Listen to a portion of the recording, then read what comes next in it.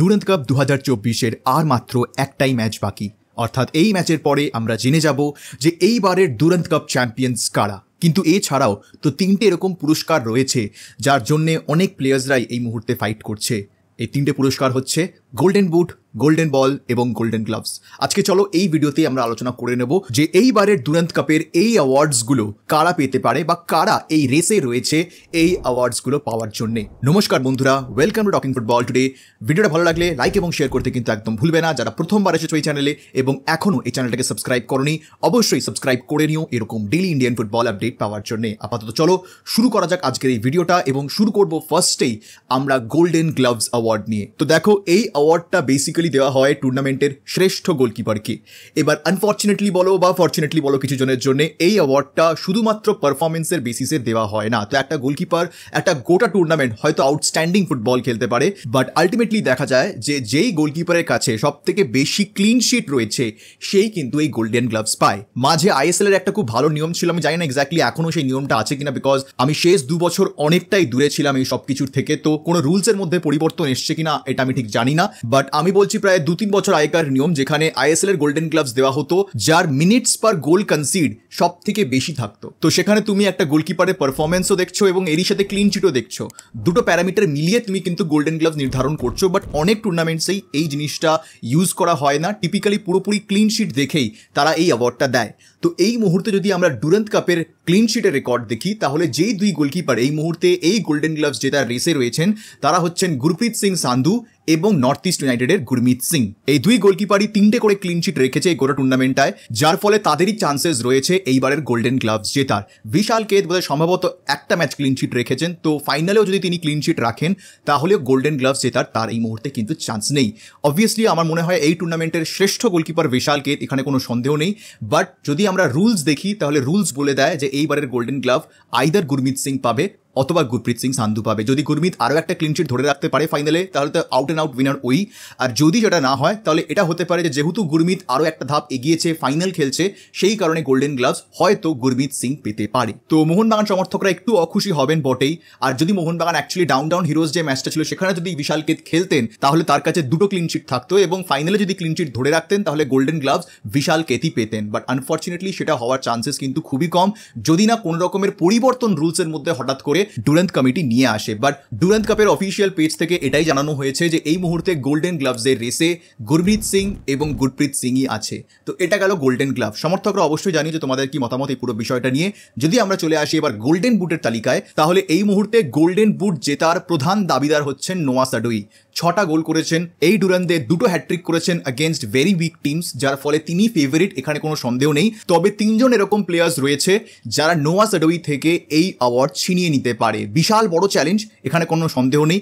কারণ যদি আমরা কথা বলি জেসন কামিংসের, তাহলে জেসন কামিংস 3টে গোল করেছেন, অর্থাৎ তাকে যদি গোল্ডেন বুট জিততে হয় তাহলে তোকে মিনিমাম একটা হ্যাট্রিক ফাইনালে করতেই হবে, যেটা খুবই ডিফিকাল্ট। চান্সেস অসম্ভব সেটা বলা কখনোই উচিত নয়। তবে জেসন কামিংস যদি 6টা গোল করতে পারেন তাহলে মেবি, যদি ওই মিনিটস পার গোলের ব্যাপারটা না থাকে, যেহেতু জেসন কামিংস ফাইনাল খেলছেন সেটা দেখে হয়তো জেসন কামিংসকে গোল্ডেন বুট অ্যাওয়ার্ডটা দেওয়া যেতে পারে, বাট তাকে হ্যাট্রিকটা করতে হবে। আর বাকি যে 2জন প্লেয়ার রয়েছেন তারা দুজনেই নর্থ ইস্টের। একজন হচ্ছেন নর্থ ইস্টের নতুন বিদেশি গুইলেরমো ফার্নান্ডেজ, তিনি 4টে গোল করেছেন। আর আরেকজন হচ্ছেন ভারতীয় প্লেয়ার জিতিন এমএস, তিনিও কিন্তু 4টে গোল করেছেন। অর্থাৎ তারা যদি 2টো করে গোল করে বা তারাও যদি হ্যাট্রিক করে তাহলে তাদেরও চান্সেস থাকছে এইবারের গোল্ডেন বুট জেতার। তো সেই কারণে একটা চ্যালেঞ্জ বটেই, বাট ইট লুকস লাইক যে এই মুহূর্তে দাঁড়িয়ে গোল্ডেন বুট কেরালা ব্লাস্টার্সের নোয়া সাডোয়ি পাচ্ছেন। এটা গেল গোল্ডেন বুট। এবার লাস্ট অ্যাওয়ার্ড যেটা হচ্ছে গোল্ডেন বল অ্যাওয়ার্ড।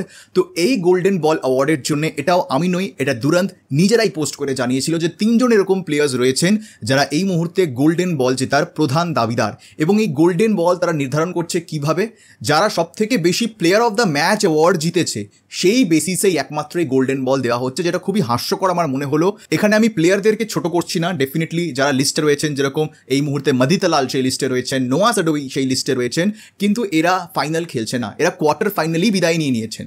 তো সেখান থেকে দাঁড়িয়ে এর পরেও দুটো ম্যাচ হয়েছে, তাহলে এই যে দুটো ম্যাচ খেলা হলো সেখানেও কিছু নিশ্চয়ই ভালো পারফরমেন্সেস কিছু প্লেয়ার্স দিয়েছেন, তাহলে সেই পারফরমেন্সগুলো কি ধরাই হবে না গোল্ডেন বলের জন্য? এটা আমার মনে হলো একটু অবাক ব্যাপার। But there is nothing against the player. মাদি তালাল ভীষণ ইনফ্লুয়েন্সিয়াল প্লেয়ার, ভীষণ ভালো প্লেয়ার, ইস্ট বেঙ্গলকে একটা ভালো দলে মাদি তালাল পরিণত করতে পারেন। এবং সব থেকে বড় ব্যাপারটা হচ্ছে ইস্ট বেঙ্গলের শক্তি বেড়েছে মাদি তালালের ইনক্লুশনটার পরে, এবং এই গোটা দুরান্তেও মাদি Talal has been very very crucial. Shillong ম্যাচটা একটা বড় এক্সেপশন, বাট আদারওয়াইজ মাদি তালাল এই মুহূর্তে দুটো player of the match award জিতেছেন এবং তিনি এই গোল্ডেন বল জেতার দাবিদার হিসেবে রয়েছেন। নোয়া সাডোয়ি 6টা গোল করেছেন, দুটো ইজি অপোনেন্টের এগেনস্টে গোল করেছেন, বাট তারপরে আর কি করেছেন? তারপরে তার কোনো অবদানই নেই। তো সেখান থেকে তিনি গোল্ডেন বল জিতবেন বলে আমি মনে করি না। বাট যিনি জিততে পারেন তিনি হচ্ছেন নর্থ ইস্ট ইউনাইটেডের জিতিন এমএস। এই মুহূর্তে 4টে তার গোল রয়েছে। অ্যাসিস্টের সংখ্যা এক্স্যাক্টলি আমি জানি না, বাট শুনেছি 2 বা 3টে অ্যাসিস্ট তার নামে রয়েছে, 2 তো আছেই যা আমি জানি। তো সেই কারণে 6টা গোল কন্ট্রিবিউশন নর্থ ইস্টকে ফাইনালে তুলেছেন, যার ফলে ইভেন কি গোল্ডেন বুটের রেসেও তিনি আছেন। সেই কারণে Jitin MS is a very very good contender, যে হয়তো তিনি গোল্ডেন বল জিততে পারেন। মোহনবাগানের ক্ষেত্রে একটু ব্যাপারটা ডিফিকাল্ট, কারণ এই মুহূর্তে দাঁড়িয়ে সেরকমভাবে কোনো প্লেয়ার যে একেবারে আউটস্ট্যান্ডিং একটা নজর কাড়া পারফরমেন্স দিয়েছে সেরকমটা নয়, একার দমে টিমকে তুলে নিয়ে গেছেন সেরকমটাও নয়। বিকজ এই মোহনবাগান দলে তাদের নিজেদের যে অ্যাচিভমেন্টসগুলো সেগুলো ভাগ হয়ে যাচ্ছে, যেই কারণ যে কোনো মোহনবাগান প্লেয়ার্স কোনো অ্যাওয়ার্ড জিতবেন সেটা কিন্তু ডিফিকাল্ট, কারণ প্রত্যেকেই ভালো খেলছেন এবং প্রত্যেকে একে অপরকে ছাপিয়ে যাচ্ছেন, সেই কারণে সেটা অত চোখে পড়ছে না। এবং এটা আমরা আগেও আলোচনা করেছি যে আজকে যে গোল্ডেন বুট অ্যাওয়ার্ড, আজকে যদি ম্যাকলারেন গোল পায়, আজকে যদি কামিংস গোল পায়, আজকে যখন গ্রেগ স্টুয়ার্ট গোল পাবেন, পেট্রাটস গোল পাবেন, তার মানে কি একটা গোলের যে সংখ্যা সেটা ভাগ হয়ে যাচ্ছে 4টে প্লেয়ারের মধ্যে।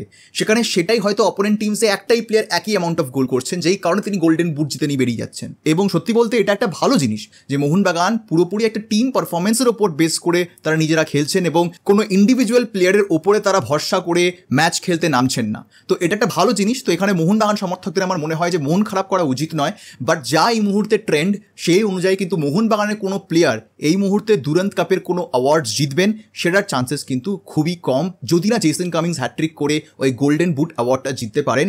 বাট এই মুহূর্তে দাঁড়িয়ে যেরকম মনে হচ্ছে গোল্ডেন গ্লাভস গুরমিত সিং জিতবেন, গোল্ডেন বুট নোয়া সাডোয়ি জিতবেন এবং গোল্ডেন বল হয়তো জিতিন এমএস জিতবেন। অ্যাটলিস্ট স্ট্যাটিস্টিক্স, ট্রেন্ড এবং ডুরান্ত কাপের কমিটির যে পোস্ট সেই দেখে এটাই কিন্তু বোঝা যাচ্ছে। দেখা যাক যে ফাইনালে কার কীরকম পারফরমেন্স হয়, সেই অনুযায়ী একটু এদিক ওদিক চেঞ্জেস হতে পারে, তখন ভিডিও বানিয়ে সেটার উপরে ডিসকাশন হবে। বাট আপাতত এই হচ্ছে প্রত্যেকটা অ্যাওয়ার্ডের সিচুয়েশন। অবশ্যই কমেন্ট সেকশনে তোমরা জানিও যে তোমাদের কি মতামত, এবং তোমরা অবশ্যই ভিডিওটাকে শেয়ার করো, লাইক করো, যারা প্রথম এসেছো সাবস্ক্রাইব করতে কিন্তু একদম ভুলবে না। আপাতত আজকের এই ভিডিওটা আমি এখানেই শেষ করছি, দেখা হবে তোমাদের সাথে পরের ভিডিওতে। আর এই ভিডিও দেখার জন্য তোমাদের সবাইকে জানাবো ধন্যবাদ।